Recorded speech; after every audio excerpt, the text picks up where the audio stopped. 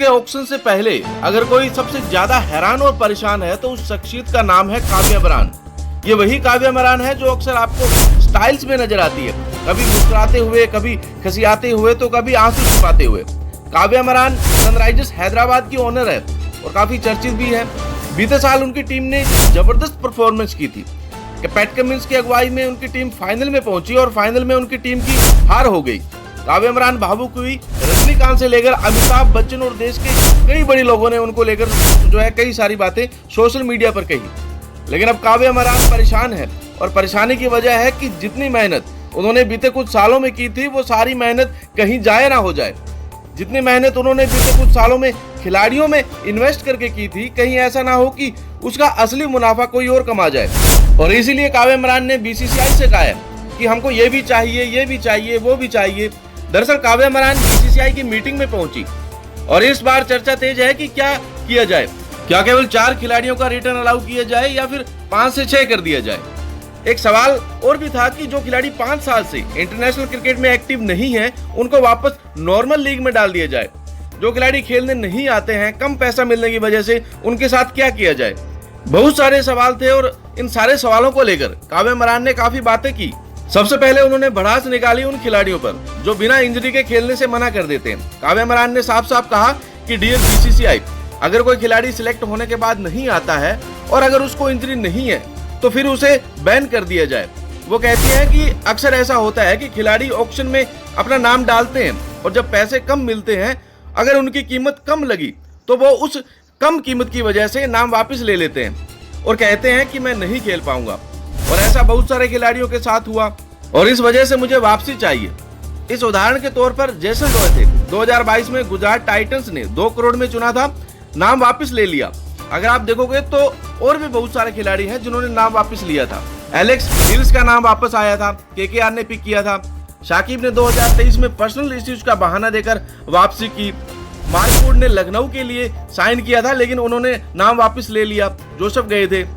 घोष एटिक्सन जो थे उनका सिलेक्शन हुआ था, उन्होंने नाम वापस ले लिया। एडम जंपा जो थे आरआर में थे, नाम वापस ले लिया। केशव महाराज जो थे बाद में आए थे। डेविड विली ने नाम वापस ले लिया। एलएसजी ने उन्हें चुना था, मैट हेनरी को लेना पड़ा। वानिंदु हसरंगा ने नाम वापस ले लिया। 1.5 करोड़ में गए थे, शायद उसमें खेलने का मौका नहीं मिला तो घर चले गए और कहा कि देखा जाएगा क्या होगा। तो काव्या मरान कहती है कि एक टीम बनाने में काफी समय लगता है, बहुत मेहनत लगती है और धीरे धीरे टीम बनती है। एग्जाम्पल दिया उन्होंने अभिषेक शर्मा का कि देखिए अभिषेक शर्मा जब आए थे तब कोई पूछ नहीं रहा था। हमने 3 साल इन्वेस्टमेंट की, बहुत सारी मेहनत की उनके ऊपर और उसका नतीजा ये था कि आईपीएल में इस साल उन्होंने जबरदस्त परफॉर्मेंस दी। अब परफॉर्मेंस अच्छी हुई है, बेहतर हुए हैं, इंडियन टीम्स में सेलेक्ट हो गए हैं। तो ऐसा नहीं हो सकता है कि आप रातों रात उन्हें उठा ले जाओ और किसी और टीम उन पे मौज काट ले। और ये कई खिलाड़ियों के साथ है। साथ ही काव्या मरान की सबसे बड़ी समस्या जो थी वो विदेशी खिलाड़ियों को लेकर के थी। आमतौर पर जब रिटेंशन की बात होती है तो रिटेंशन में भी एक बैरियर लगा दिया जाता है कि मान लीजिए 5 खिलाड़ी आपको वापस लेने हैं तो 5 में से आप 2 विदेशी खिलाड़ी रख सकते हैं और 3 देशी खिलाड़ी ले सकते हैं। काव्या कहती है कि यार ये वाला मत करो क्योंकि इससे काव्या को काफी नुकसान हुआ है। काव्या मरान की टीम में ट्रेविस हेड हैं, पैट कमिंस है, उनके पास वानिंदु हसरंगा जैसे खिलाड़ी हैं, मार्को जॉनसन उनके पास है, फजल फारूकी, ऐसे कई प्लेयर्स हैं जो अच्छे प्लेयर्स हैं। एडम मार्करम, ऐसे सारे उनके प्लेयर्स हैं। इनफैक्ट इंडियंस प्लेयर्स में अगर आप देखोगे तो अभिषेक शर्मा, भुवनेश्वर कुमार, नीतीश रेड्डी, नटराजन, ये सारे उनके पास है। और इसी वजह से परेशानियों को देखते हुए उन्होंने कहा कि भाई 4 खिलाड़ी वाला हिसाब किताब खत्म कीजिए, आप ज्यादा बड़ा दिल कीजिए। ओवरसीज खिलाड़ियों की लिमिटेशन खत्म कीजिए।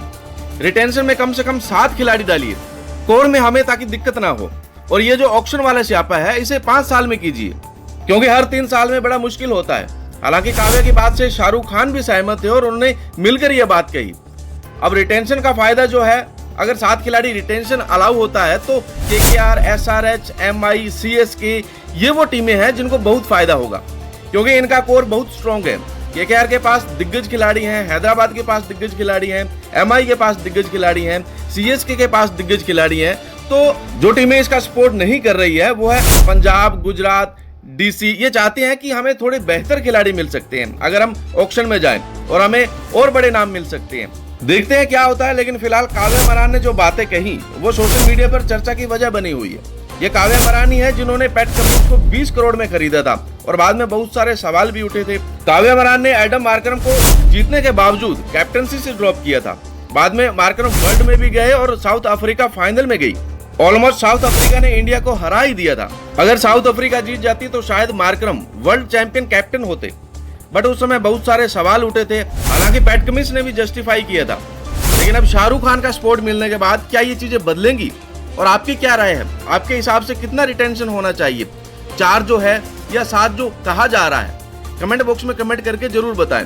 और स्पोर्ट्स संबंधी ऐसी तमाम खबरों की जानकारी के लिए हमारे इस चैनल डेली न्यू हब को सब्सक्राइब करने के साथ साथ अगर ये वीडियो आपको थोड़ी सी भी इंफॉर्मेटिव लगी हो तो इस वीडियो को एक लाइक और शेयर जरूर कीजिएगा। Thanks for watching.